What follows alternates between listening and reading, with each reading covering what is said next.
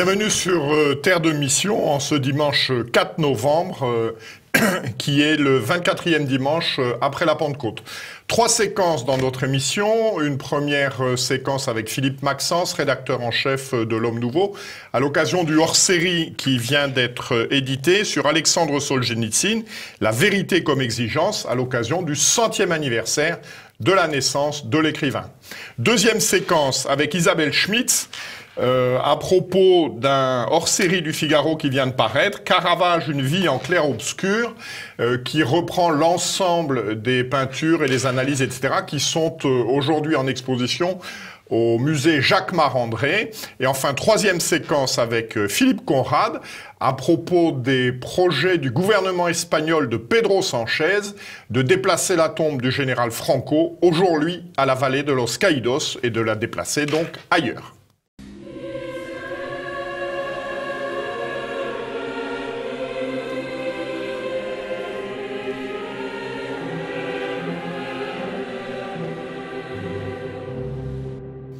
Bonjour Philippe Maxence.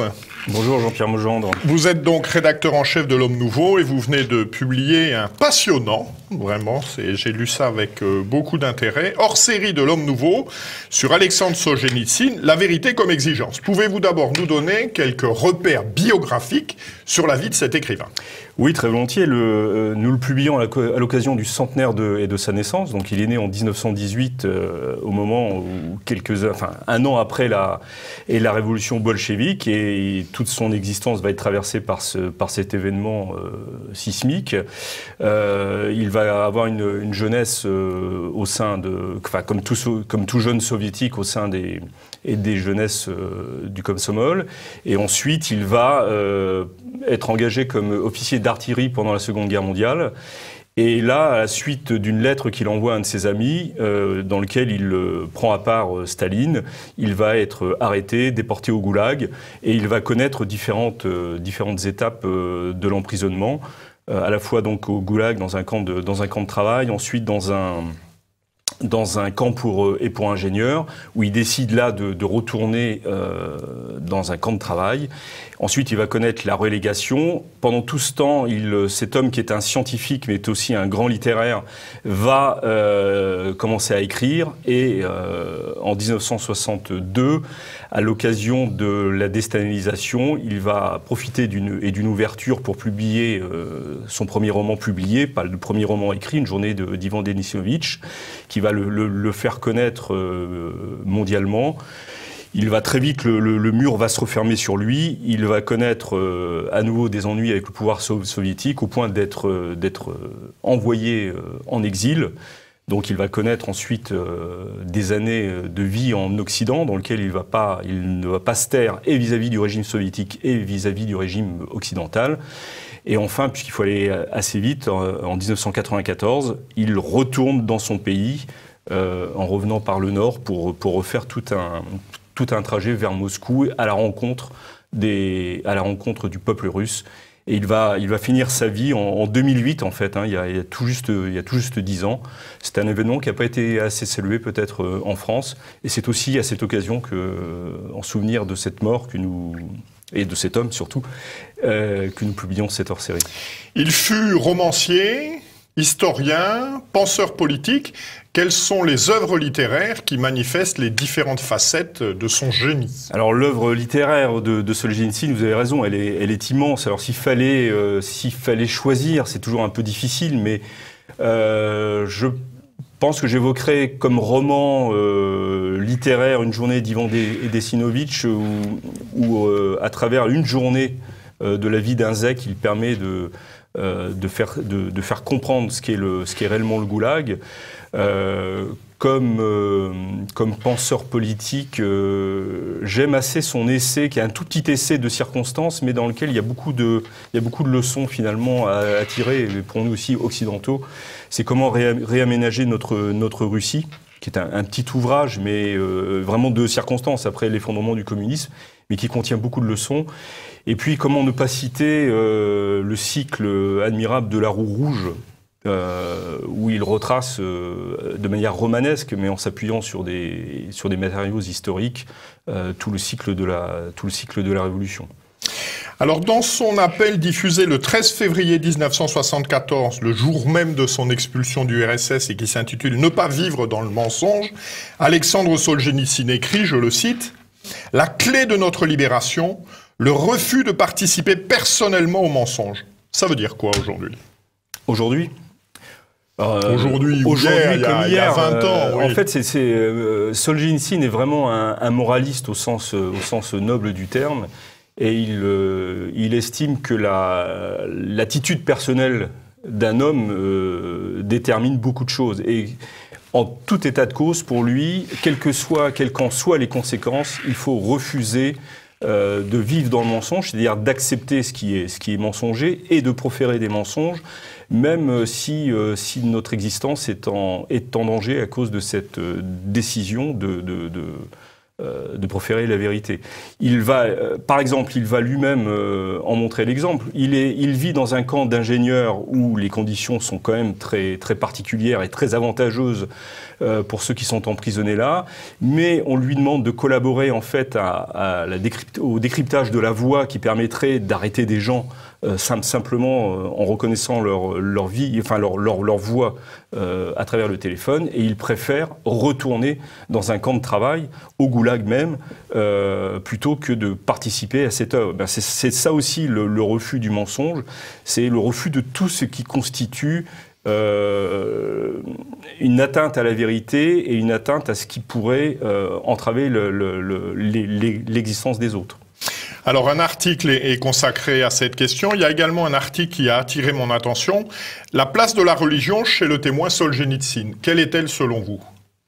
Il y a une évolution chez Solzhenitsyn. Il est né dans une famille orthodoxe. Il a reçu une instruction orthodoxe, la foi orthodoxe. Il va la perdre à partir du moment où il appartient aux jeunesses communistes. Et petit à petit, à travers les épreuves de l'existence, et qui sont des épreuves terribles, hein, c'est l'emprisonnement, la perte de la liberté, le travail, etc., etc. Il va retrouver cette foi chrétienne dans la confession orthodoxe, qui pour lui est l'expression de l'âme russe. Hein. Solzhenitsyn est un russe par tous les pores de sa peau, si je puis dire, et la foi orthodoxe a pénétré intimement cette âme russe. Et petit à petit, dans son œuvre, on voit apparaître de plus en plus cette importance de la spiritualité, de la religion, et en tous les cas, lui va faire tout un pan vers la conversion et retrouver la pratique de la foi orthodoxe. Alors, vos coups de cœur, 3 livres de Solzhenitsyn que vous recommanderiez. 3 coups de cœur. Une journée d'Ivan Denisonovitch, dont je parlais tout à l'heure, hein, c'est vraiment sur une journée... Alors, qui existe en film aussi, je crois. Oui, mais c'est sur une journée, de 5h du matin au soir, la vie d'un zèque qui permet exactement de comprendre comment ça se passe. C'est remarquablement maîtrisé. Avec aussi l'argot des camps, on voit tout, on sent on ressent tout ce que peut vivre un zèque, et quand on sort du livre, on dit qu'on a vraiment de la chance parce qu'on est libre. Ça serait mon premier coup de cœur. Le deuxième, peut-être le pavillon des cancéreux, hein, puisqu'il faut rappeler que Solzhenitsyn s'est battu aussi contre le cancer, alors qu'il était en relégation. Là aussi, c'est un livre un peu plus important. Admirablement écrit, c'est une œuvre superbe au plan littéraire, et qui a beaucoup de consonance avec ce que nous connaissons des hôpitaux occidentaux, surtout dans leur dégradation. On se rapproche vraiment du régime soviétique, il n'y a pas à dire. Et puis, au plan, autre coup de cœur qui m'a toujours intéressé, mais je l'ai cité tout à l'heure, c'est comment réaménager notre Russie. Parce que là aussi, si on s'extrait un petit peu du moment où est paru le livre, il y a des leçons. Il y a des leçons politiques. C'est pas tout à fait là, mais dans des discours, Solzhenitsyn a dit que le communisme comme le libéralisme puisaient aux mêmes origines qui sont les Lumières et la modernité, et c'est ce qu'il voulait dénoncer. Pour conclure, pouvez-vous rapidement nous présenter le sommaire de ce numéro, s'il vous plaît? Eh bien, le numéro est organisé en 3 parties. En s'inspirant de Solzhenitsyn, nous avons représenté sa vie à travers des nœuds.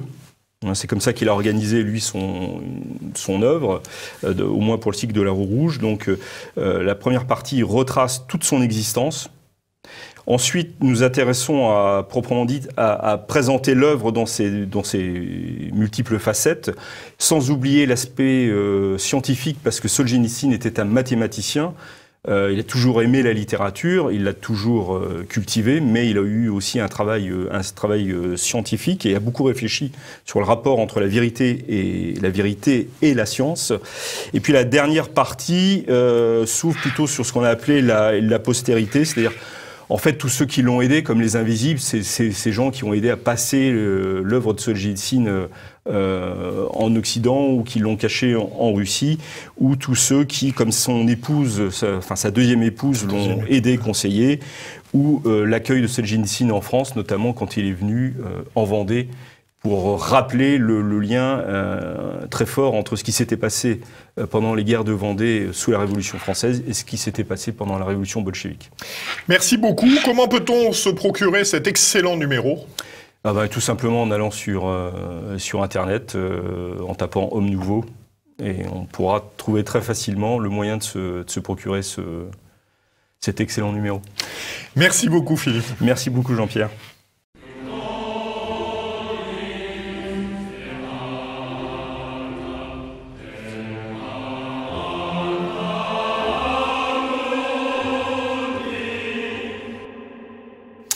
Bonjour Isabelle Schmitt. Bonjour Jean-Pierre. Merci de nous rejoindre. Vous êtes rédactrice en chef adjointe des hors-séries du Figaro et vous venez nous parler à l'occasion d'une exposition qui a lieu du 21 septembre au 28 janvier 2019 au musée Jacquemart-André.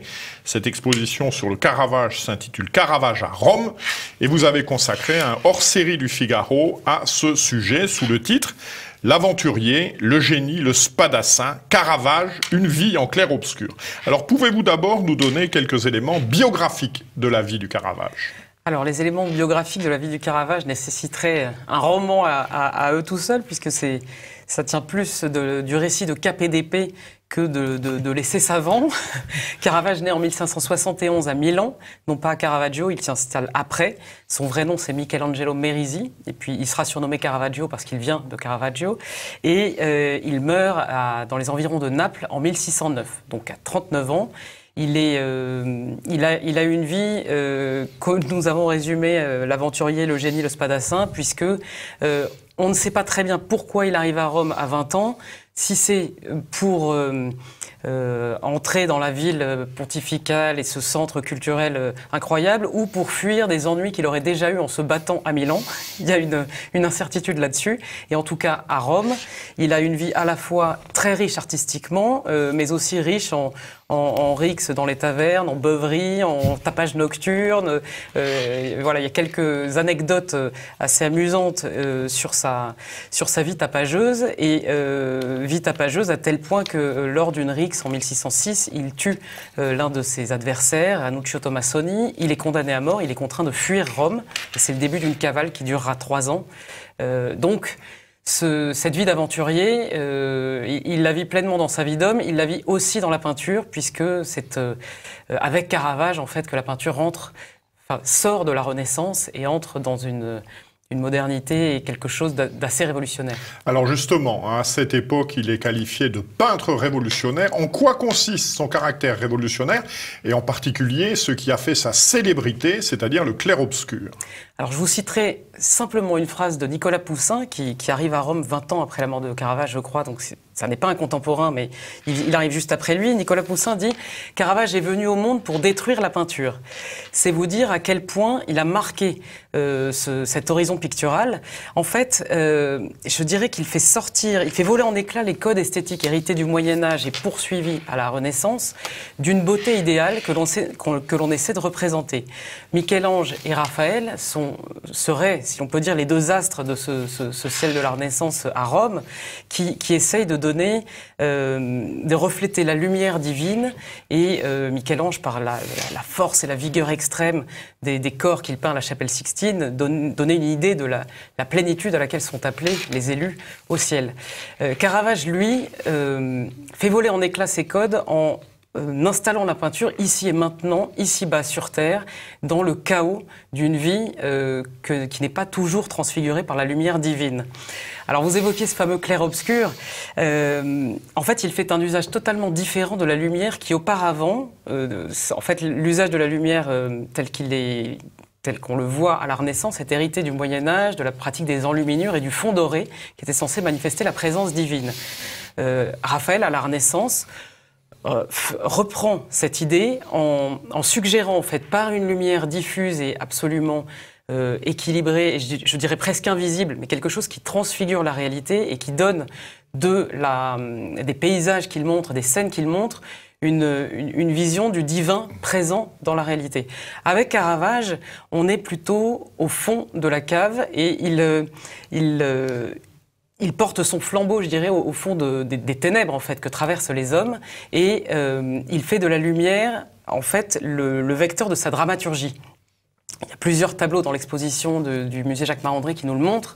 J'en citerai un seulement, qui est Judith et Holoferne, où on voit la jeune Judith face au général assyrien qu'elle est en train de décapiter. Ce tableau est très frappant, et en fait, on pourra peut-être en parler, mais la lumière est un des protagonistes essentiels qui, en fait, braque presque un spot sur ce moment et fige l'instant au moment le plus atroce, puisqu'on voit le sang qui gicle. Enfin, la tête qui commence à se détacher. La tête qui commence à se détacher, voilà. Et ça, c'était totalement impensable jusque-là. C'est-à-dire, on pouvait représenter cet épisode, mais toujours d'une façon assez détournée, pudique. Là, Caravage vraiment se focalise sur l'instant le plus dramatique. Donc, pour lui, il n'est pas question de montrer une quelconque beauté de l'événement et le fait que le peuple élu est triomphant à travers ça. C'est plutôt la matérialité de ce fait, la violence suggérée et la lumière qui vient éclairer tout ça, qui est le témoin, je dirais, et le révélateur de ce drame. Alors, un des auteurs de ce numéro, Patrick de Bézère, fait le commentaire suivant, je le cite, « Michelangelo fut peut-être le plus grand peintre catholique de tous les temps. Qu'est-ce qui, selon vous, peut justifier cette appréciation ?» Alors, je pense que Patrick de Bézère a raison d'insister sur le côté catholique de Michel-Ange. On oppose souvent, à cause de sa vie tapageuse, enfin, on met en question, je dirais, l'adhésion spirituelle de Caravage à ces scènes de la peinture sacrée qu'il nous donne. En réalité, je pense que Patrick de Bézère a raison de dire que c'est le peintre le plus catholique de tous les temps, parce qu'il montre dans sa peinture la tension de l'humanité entre terre et ciel. Une humanité qui est bien sur terre et qui va être, qui est vraiment dans la dynamique de salut, en fait, qui n'est pas acquise, mais pour laquelle elle est là et elle lutte. Il représente également le Christ à de très nombreuses reprises, dans toute son incarnation. C'est-à-dire, c'est un homme parmi les hommes, il ne nie pas sa divinité. Attention, ça n'est pas un simple homme parmi ses semblables. On voit toujours qu'il a quelque chose de très particulier, et le traitement de la lumière qu'il en fait est particulièrement, je pense, adéquat pour montrer la divinité du Christ. Mais il n'a pas besoin, contrairement aux maniéristes qui le précédaient à Rome et qui entourent les saints ou la Vierge, toujours de petits angelots, d'une nuée totalement artificielle. Caravage suggère la divinité du Christ à travers une lumière qui semble émaner de lui, mais c'est toujours un Christ qui est là, parmi ses contemporains, qui leur parle et qui les appelle à le suivre. Et je crois qu'il montre pas l'ambiguïté, mais tout le combat spirituel qui peut se jouer pour tout chrétien, en fait, parce que tout homme a le choix d'accueillir ou non le Christ, même s'il se trouve face à lui, même s'il voit sa lumière.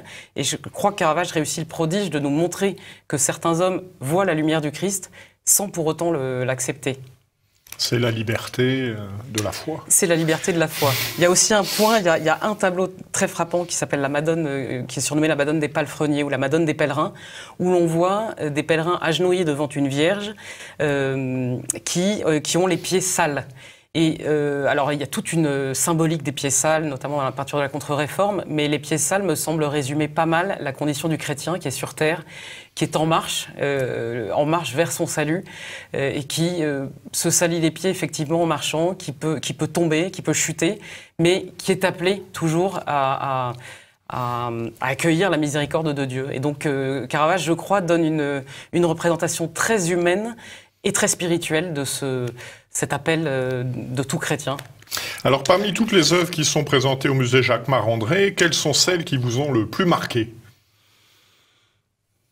Judith et Holoferne m'a beaucoup marqué pour le drame qu'il suggère, pour aussi une chose qui est que on dit souvent que Caravage c'est le réalisme, c'est la peinture du réel, on voit le réel de façon prosaïque, etc.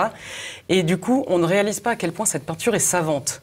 Je vous donne un exemple dans Judith et Holoferne, la vieille servante qui est là et qui a une expression, un regard méchant qui attend que la tête d'Holoferne soit tranchée pour la mettre dans son sac et partir, reprend par exemple un type hellénistique de vieillard. En fait, toutes ces rides sont exactement la reprise d'une statue très codifiée de l'âge hellénistique.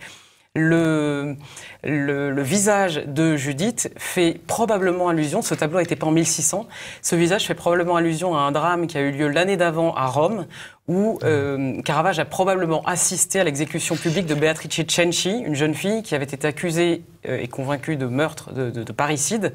En fait, son père était à la fois violent, incestueux, et cette jeune fille s'est alliée à son frère et sa mère pour tuer le père. L'assassinat a été maquillé, mais la justice s'en est rendue compte, l'a interrogée, elle s'est très mal défendue avec beaucoup de morgue, et a été condamnée à mort et exécutée en public.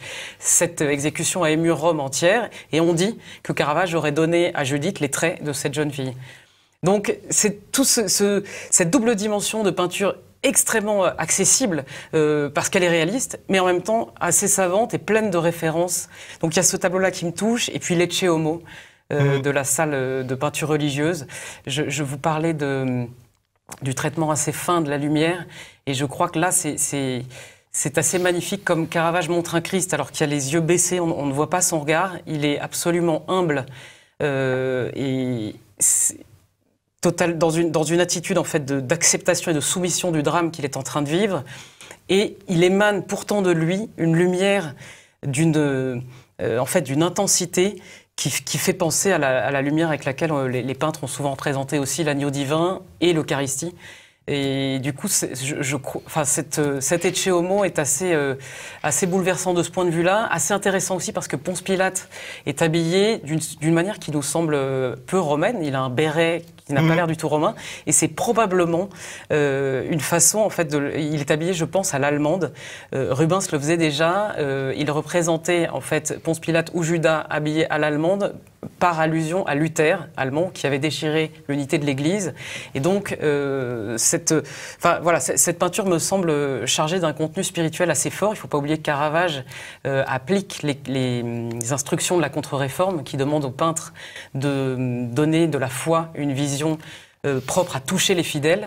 Et donc Caravage se traduit bien à sa manière cette demande de l'Église, en fait, d'approcher la foi finalement de la vie des fidèles et de leur faire prendre conscience que c'est un drame qui se joue aussi pour eux, et principalement pour eux. Merci beaucoup Isabelle. Donc vous pouvez tous vous procurer, c'est disponible dans tous les kiosques, ce passionnant et superbe numéro Le Figaro hors série, un Caravage, une vie en clair-obscur, l'aventurier, le génie, le spadassin, avec comme toujours un éditorial lumineux de Michel de Gégère, c'est adapté aux circonstances, La beauté du diable.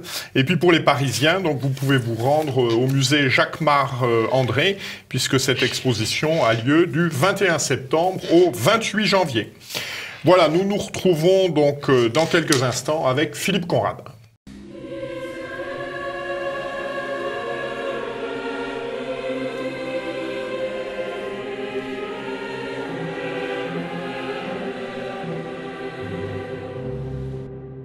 Bonjour Philippe Conrad. Bonjour Jean-Pierre. Merci de nous rejoindre. Vous êtes un habitué de ce plateau, vous êtes historien et vous venez nous entretenir d'un événement d'actualité. Au mois de juillet dernier, le Premier ministre espagnol Pedro Sánchez a annoncé que la tombe du général Franco, qui est aujourd'hui à la vallée de Los Caídos, devait être déménagée dans les plus brefs délais.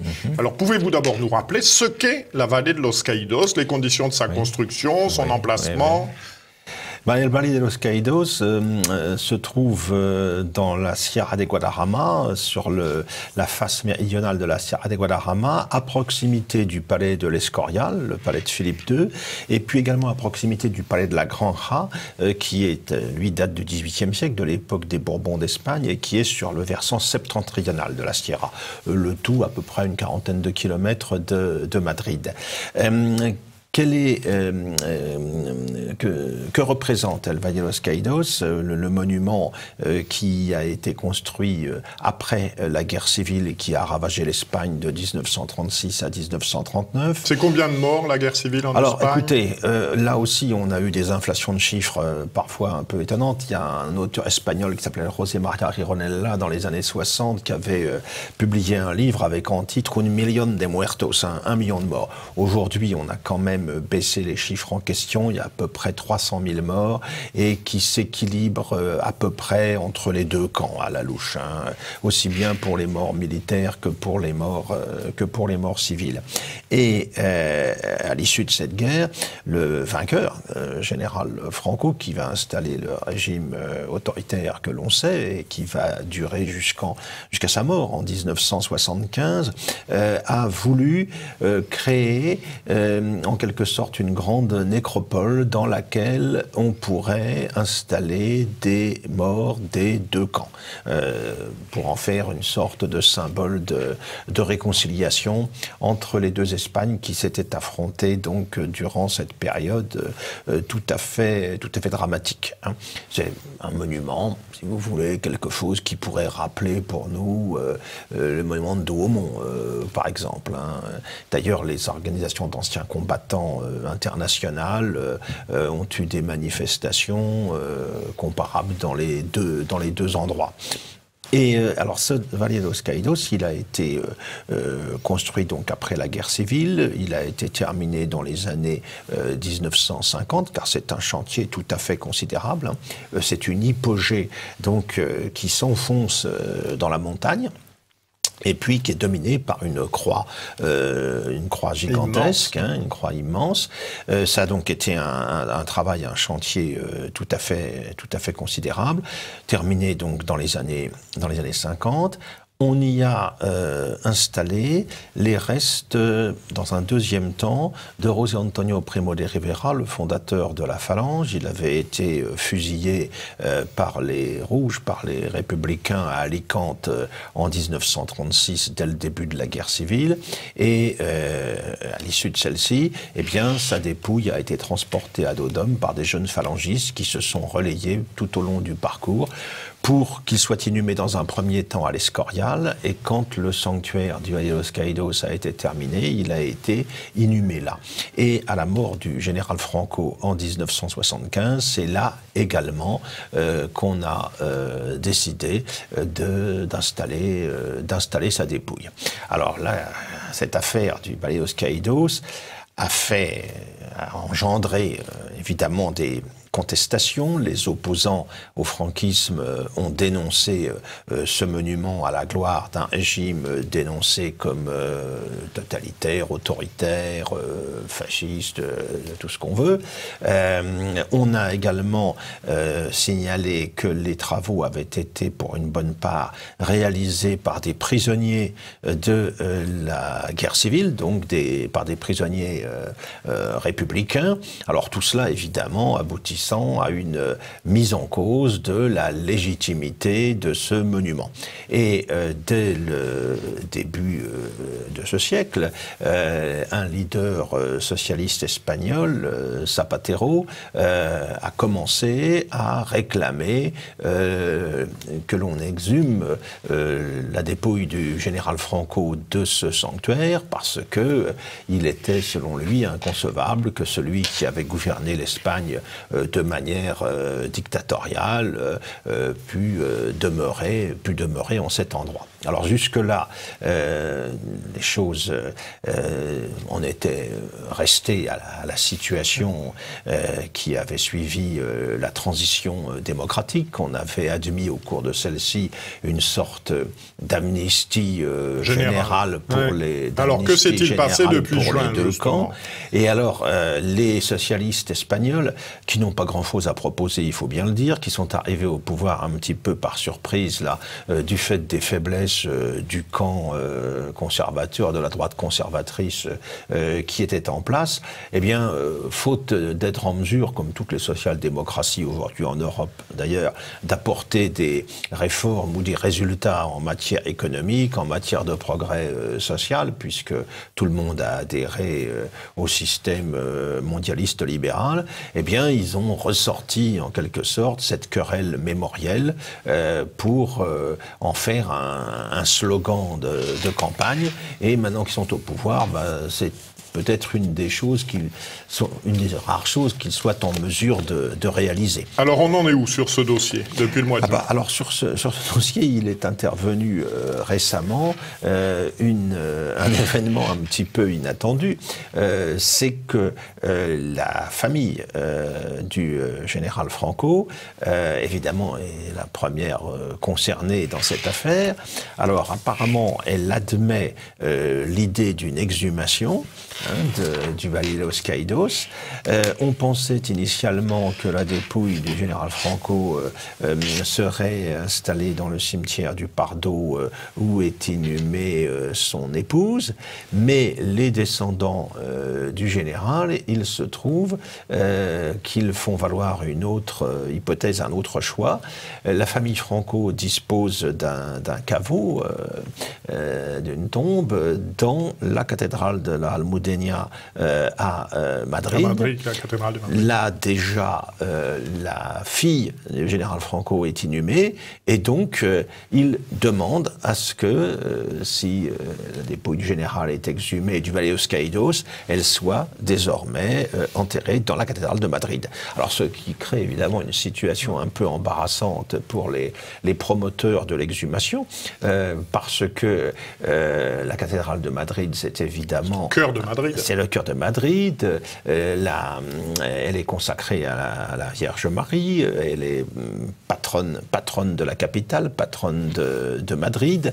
Les travaux de sa réalisation ont duré très longtemps. C'est un projet qui a été lancé à la fin du XIXe siècle. Et il se trouve que c'est après la fin du régime franquiste que les autorités madrilènes ont apporté les financements ultimes pour pouvoir boucler tout ce travail. Donc c'est un petit peu inattaquable. Et l'archevêque de Madrid lui-même, disant, voilà, le général Franco était chrétien, sa famille dispose d'un caveau dans cette cathédrale, d'un emplacement en quelque sorte où le déposer. On ne voit pas au nom de quoi on pourrait s'y opposer. Alors évidemment, ça ne fait pas les affaires du gouvernement. C'est un peu l'arroseur arrosé. Voilà, parce que toute l'agitation médiatique qui s'est développée autour de cette affaire-là risque de déboucher finalement sur rien du tout. La montagne va accoucher d'une souris.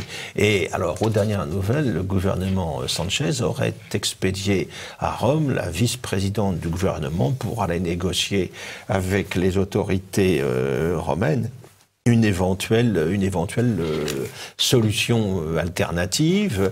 Alors la question également est délicate parce que il existe un concordat qui a été signé entre l'Espagne et puis le Vatican, qui a été confirmé au moment de la transition, démocratique. D'après ce concordat, l'État n'a rien à faire dans les sanctuaires catholiques. Alors encore, faut-il aussi que l'Église se mobilise pour faire respecter ce genre de conditions. Donc voilà où nous en sommes sur cette affaire du Valle de los Caídos. Alors en conclusion de cette séquence dont je vous remercie, je me propose de vous lire quelques éléments du testament de Franco, puisqu'on est bien dans notre cadre. Donc en 1975, au moment où arrive pour moi l'heure de rendre ma vie au Très-Haut, et de comparaître devant son jugement sans appel, je demande à Dieu de m'accueillir avec bonté en sa présence, car j'ai voulu vivre et mourir en catholique. Mon honneur est dans le nom du Christ, et ma volonté a été constamment d'être un fils fidèle de l'Église, dans le sein de laquelle je vais mourir. Je demande pardon à tous, comme je pardonne de tout cœur, à tous ceux qui se déclarèrent mes ennemis, sans que je les tinsse pour tels.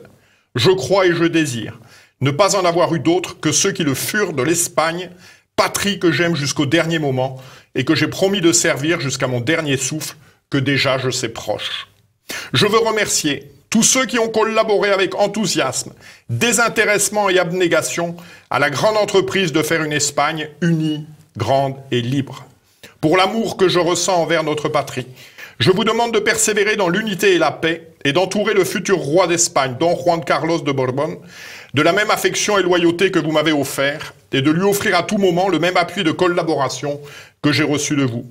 N'oubliez pas que les ennemis de l'Espagne et de la civilisation chrétienne sont en alerte. Veillez vous aussi, et dans ce but, abandonnez face aux suprêmes intérêts de la patrie et du peuple espagnol tout projet personnel.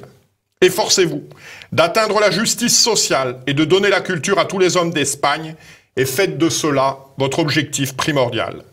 Maintenez l'unité des terres d'Espagne, exaltant la riche diversité de ces régions, comme source de la solidité de l'unité de la patrie. Je voudrais, en mon dernier moment, unir les noms de Dieu et de l'Espagne et vous embrasser tous pour que nous crions ensemble pour la dernière fois sur le seuil de ma mort « Arriba España, viva España ». Voilà, je crois que c'est un texte qui méritait d'être cité à l'occasion de ces débats. Tout à fait, oui. Donc nous nous retrouvons donc le 11 novembre. D'ici là, que Dieu qui est Père, Fils et Saint-Esprit nous garde. Je vous souhaite à tous un bon dimanche.